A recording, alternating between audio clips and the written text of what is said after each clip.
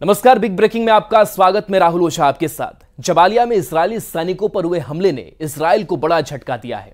यह हमला इजरायली सेना का हौसला तोड़ सकता है। हमास का दावा है कि उसने इजरायल के सील कमांडो टीम को बंधक बना लिया है।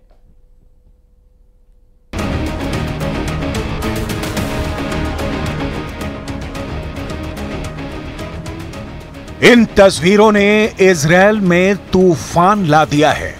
गाजा के सुरंगों में घसीट कर ले जा रहे इजरायली सैनिक कोई आम फौजी नहीं है। ये इजरायल के सबसे खतरनाक कमांडो माने जाते हैं। ये हैं इजरायल के सील कमांडो, जिन्हें शायतेत 13 यूनिट के नाम से जाना जाता है।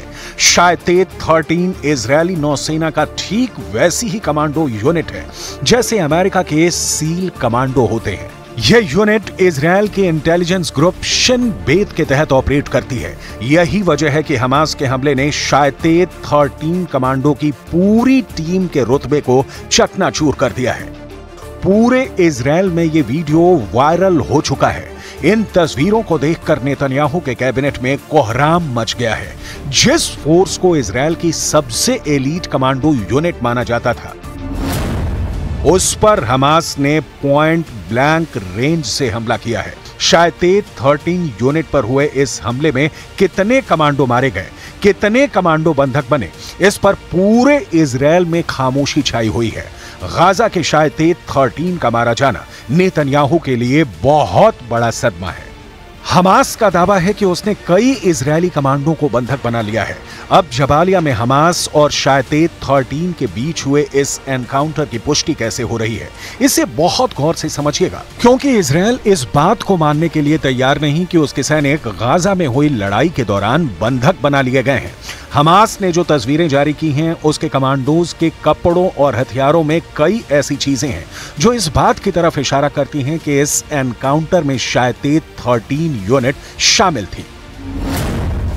इसमें है चेक गणराज्य की बनी हुई स्कॉर्पियन ईओ राइफल, जो सिर्फ इजरायल की शायतेत 13 कमांडो यूनिट इस्तेमाल करती है। स्कॉर्पियन ईवो राइफल में आगे लगा है साइलेंसर। इसका इस्तेमाल भी इजरायल की सील कमांडो यूनिट यानी शायतेत 13 ही करती है। शायतेत 13 इजरायल की खुफिया एजेंसी शिन बेत के तहत आती है और शिन बेत की रिपोर्टिंग इजरायल के प्रधानमंत्री यानी बेंजामिन नेतन्याहू को है। यानी अगर गाजा के जबालिया में शायतेत 13 को हमास ने घेर कर मारा है, तो समझ लीजिए कि पूरे इजरायल और खासकर उनके कैबिनेट में सबसे बड़े टारगेट पर बेंजामिन नेतन्याहू ही होंगे। इजरायल की खुफिया एजेंसी 3 हिस्सों में बटी है। पहली है शिन बेत, जो इजरायल की आंतरिक सुरक्षा देखती है, खुफिया जानकारी जुटाती है, ऑपरेशन करती है। दूसरी है अमान, जिसे मिलिट्री इंटेलिजेंस कहा जाता है। और तीसरी है मोसाद, जो विदेशों में इजरायल के खुफिया ऑपरेशन को अंजाम देती है।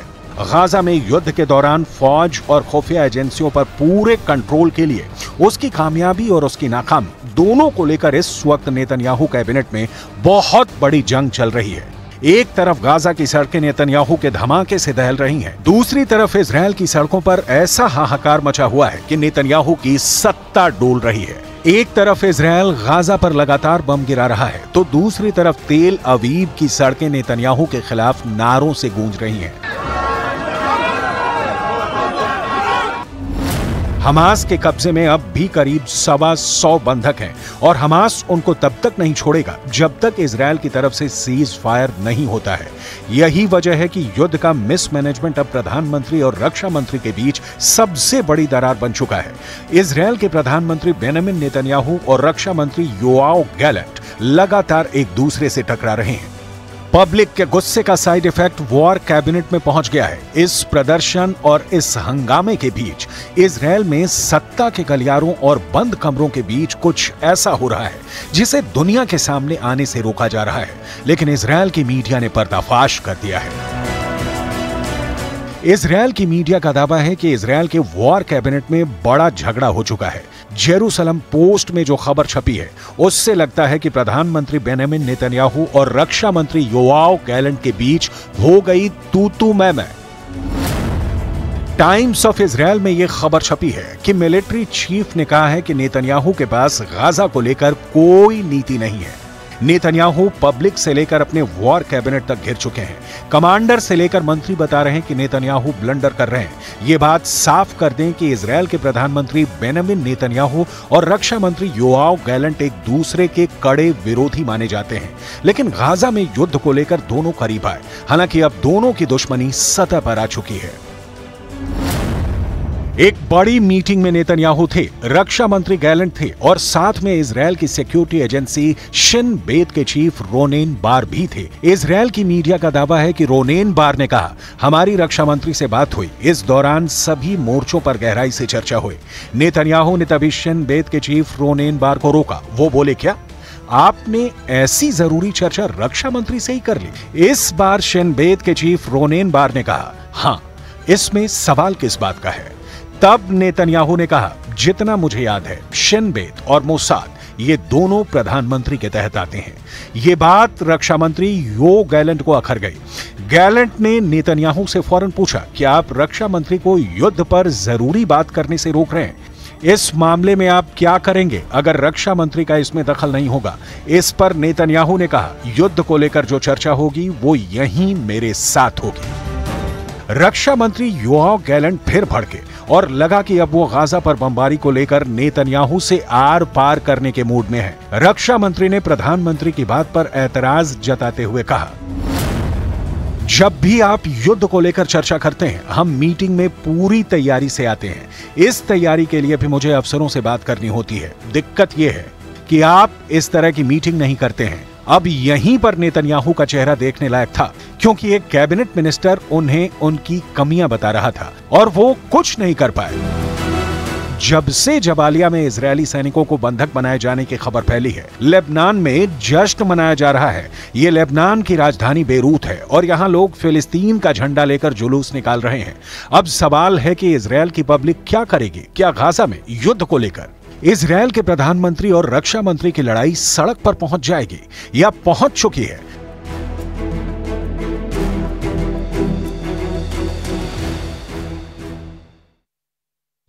गाजा के पास इजराइल और मिस्र की सेना के बीच लगातार जंग देखने को मिल रही है। ये रिपोर्ट देखिए।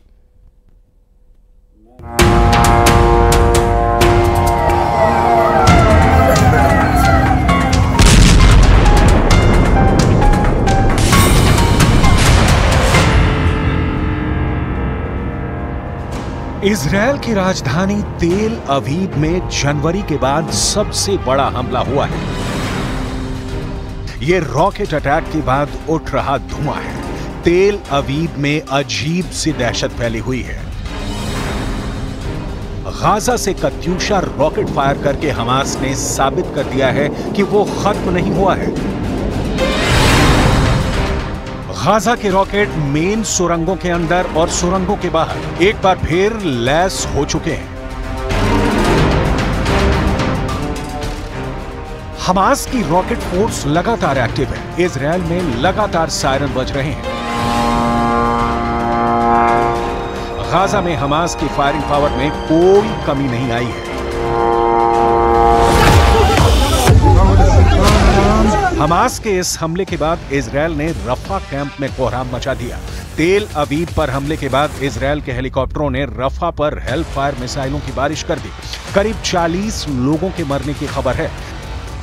रात भर रफा का ये राहत कैंप जलता रहा, लाशें निकाली जाती रहीं। ये सिलसिला सुबह भी जारी रहा। रफा दक्षिण गाजा में वो जगह है जहां करीब 12 से 15 लाख लोग मौजूद हैं, क्योंकि इजरायल ने पूरा उत्तरी और मध्य गाजा खाली करा लिया है। جيش محتل كاذب فيش آمن في غزة لا يوجد آمن فيش شيء لا لطفل آمن ولا الشيخ ولا المرأة هي هو وزوجته هي استشهدوا راحوا ترك الأطفال أبرياء إيش ذنبهم إيش ذنب الأطفال تتيتم। इजरायल ने रफा पर जो मौत की बारिश की, उसकी वजह तेल अवीव पर हुए हमले से ज्यादा हमास का एक बहुत बड़ा हमला है जो जबालिया में किया गया।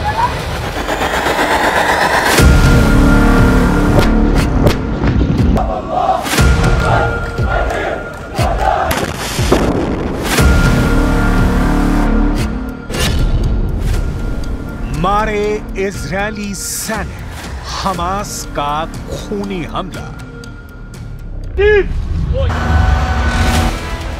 जरा इस वीडियो को देखिए। हमास के लड़ाके एक सुरंग से इजरायली सैनिक को घसीटकर बाहर की तरफ ले जा रहे हैं।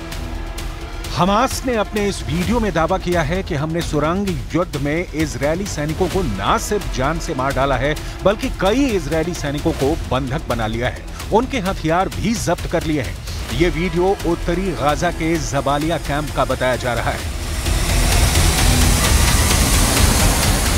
हम आपको एक एनिमेशन के जरिए बताते हैं कि आखिर हमास ने इजरायली सैनिकों को इतनी आसानी से कैसे मार डाला, क्योंकि इजरायली सैनिकों के पास न सिर्फ घातक हथियार और हाई टेक्नोलॉजी मौजूद थी, बल्कि मरकाबा टैंक और फुल बैकअप पीछे से मौजूद था।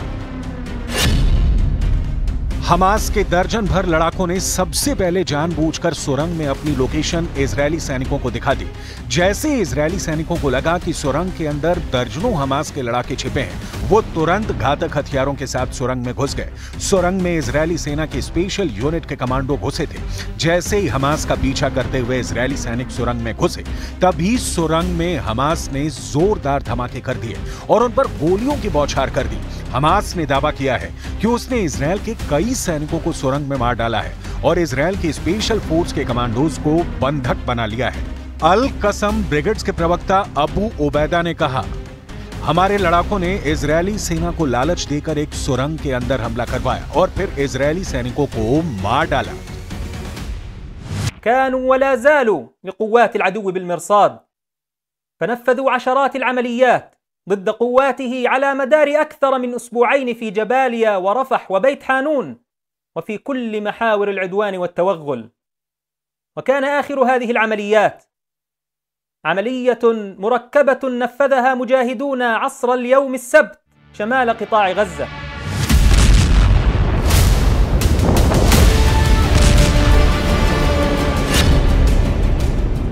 खून के आंसू रोए नेतन्याहू 200 दिन बाद बदला।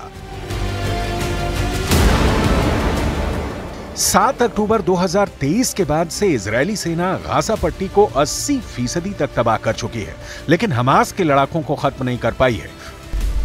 200 दिन की जंग के बाद भी हमास के लड़ाके ना तो हार मान रहे हैं और ना ही इजरायली सेना पर हमला करने से चूक रहे हैं।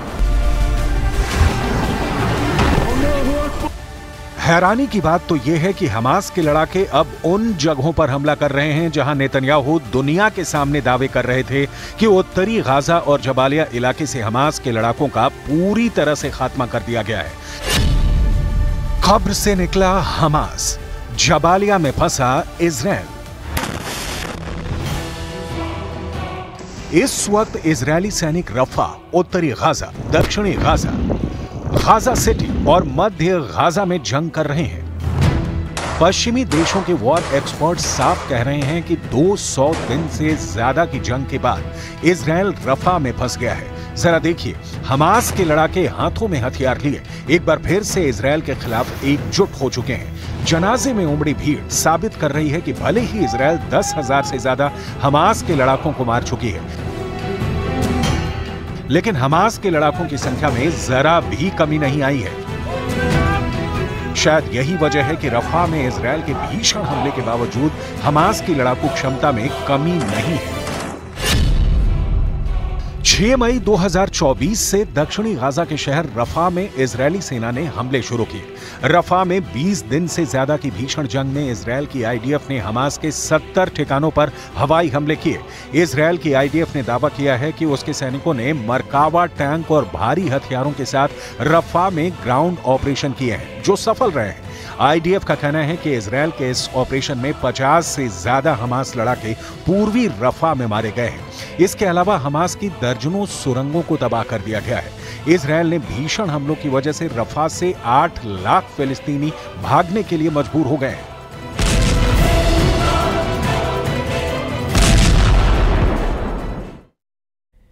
बिहार में प्रधानमंत्री नरेंद्र मोदी के भाषण के बाद मनेर के लड्डू